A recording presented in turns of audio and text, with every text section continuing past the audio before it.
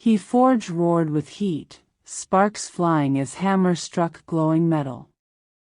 The woman behind the anvil was no ordinary blacksmith. At 30 years of age, tall and broad-shouldered, she had earned her place as the finest craftsman in the village. Her arms were hardened from years of labor, her leather apron scorched and stained from endless battles between steel and fire. Her pride was as heavy as the hammer she swung. "No sword finer than mine," she often declared to villagers watching her work. They nodded, but some whispered warnings. Pride could ruin even the most skilled hands. One morning, a noble carriage bearing the crimson crest of Lord Allaric arrived in the square. The villagers froze. Lord Allaric was known for his wealth, and for his merciless temper. He stepped down, a tall man with cold eyes, his crimson cloak sweeping the ground. His guards surrounded him as he summoned the blacksmith. "I require a sword," Allaric commanded, his voice sharp as steel. "Not for war, but for ceremony. It must be flawless, for I will present it before the Duke. If you succeed, you shall be honored.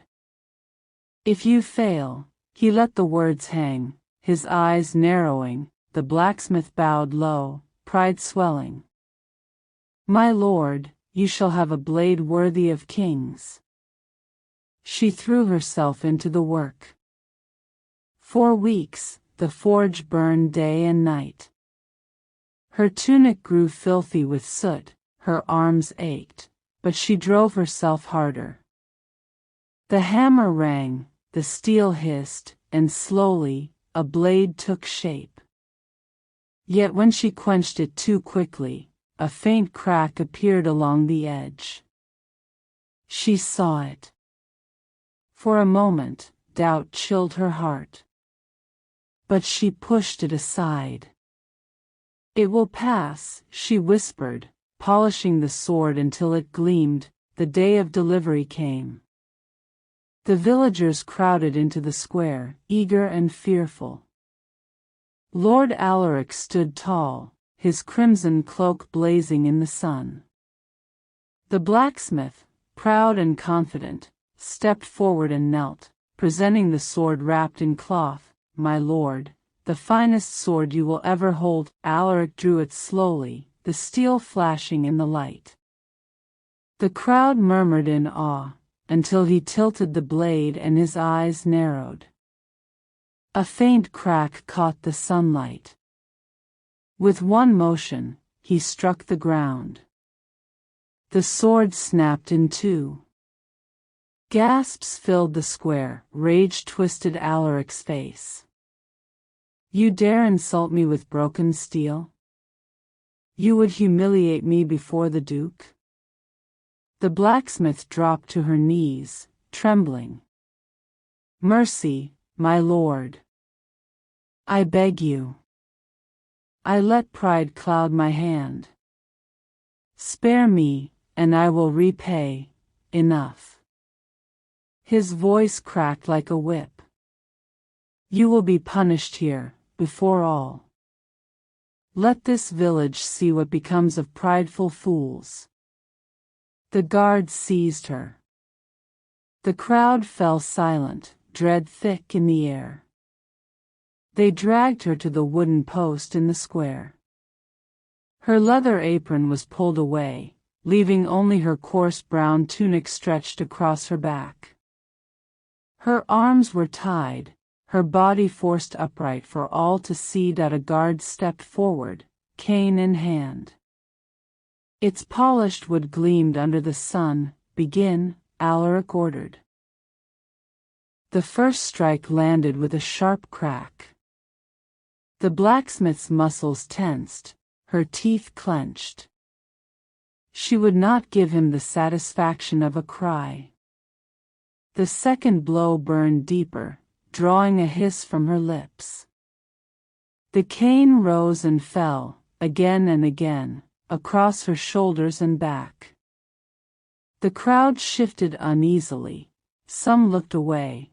Others whispered that her pride had led her here. By the eighth stroke, sweat and tears streaked her soot-stained face.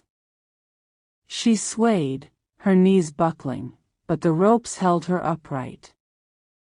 The 10th blow left her tunic torn, angry red welts burning across her skin. Still, she refused to cry out. Allaric finally raised his hand. Silence fell. Her body hung weak against the post, breath ragged. Let all remember this day, Allaric declared coldly. Pride has a price, and failure brings pain. The guards untied her, letting her stumble to her knees. The villagers parted as she staggered back toward her forge, her shame as heavy as her wounds. That night, she sat by the dying embers, her hammer resting across her lap. Her back throbbed with every breath, the pain a cruel reminder. But her thoughts turned inward.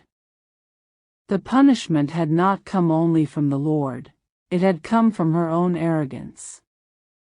She had rushed where patience was required, boasted where humility should have lived. The scars remained, but they became her teachers. From that day forward, she changed. She no longer boasted of her skill, nor rushed her work. Each piece she forged was made with reverence, each strike of the hammer guided by patience. The villagers remembered the day of her public canning for years. Some recalled it with sorrow, others as a warning. But the blacksmith herself remembered it as the day pride was beaten from her, leaving only the truth of her craft, and in time, her name was respected once again, not for her arrogance, but for the strength, humility, and mastery that her scars had forged within her.